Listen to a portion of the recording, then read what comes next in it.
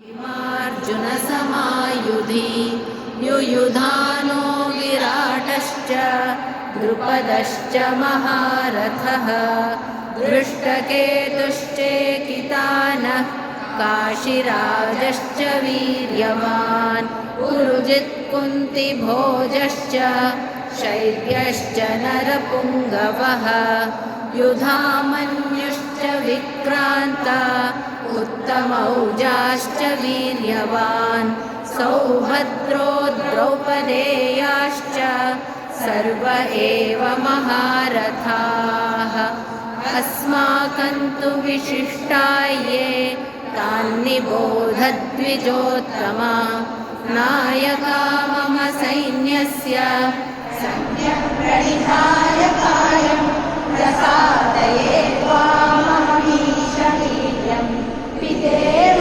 पुत्रस्य सखेव सख्यो प्रियप्रियायास्येव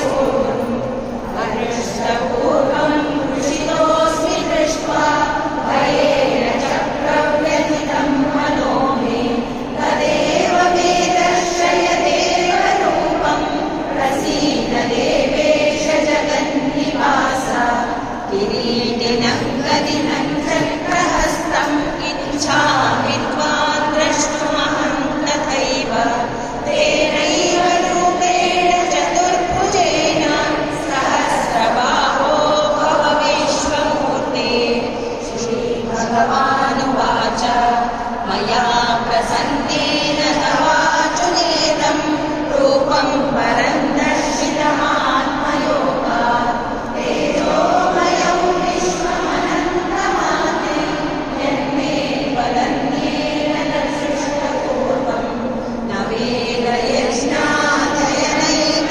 दानैर्न च क्रियाभिर्न तपोभिरुग्रैः एवं रूपः शक्यः अन्धलोके द्रष्टुं त्वदन्येन कुरु प्रवीरा मातेर्यथा मा च विमूढभावो दृष्ट्वा रूपं घोरमीदं व्यपेतकीर्तिमनां पुनस्तं तदेव मे रूपमिदं प्रपश्य सञ्जय उवाच इत्यर्जुनौ वासुदेवस्तथोक्त्वा स्वकं रूपं दर्शयामास भूयः आश्वासयामास च वीरनवीनं भूत्वा पुनः सौम्यमात्मा धृतिं न विन्दामि शमं च विष्णो दंष्ट्राकरालानि च ते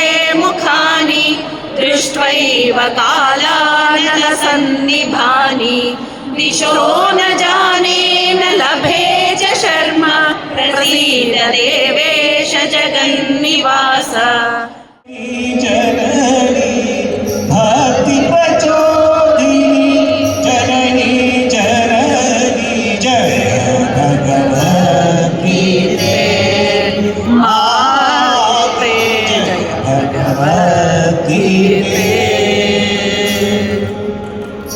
जीवार्जुन We've been waiting for so long. We've been waiting for this time to begin. We ain't getting any older. I kinda feel a little younger.